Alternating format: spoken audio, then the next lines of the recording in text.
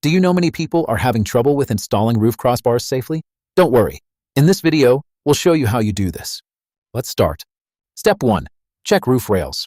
First, check if your 2017 Buick Encore has factory-installed roof rails or if you need GM's certified crossrails. Step 2. Purchase and install. Purchase crossbars suitable for your vehicle and follow provided installation instructions for a secure fit onto the roof rails. Step 3. Ensure weight limit. Ensure the total weight on the roof, including crossbars and cargo, does not exceed 165 pounds. Step 4. Distribute cargo. Distribute your cargo evenly on the crossbars for stability and avoid oversized items. Step 5.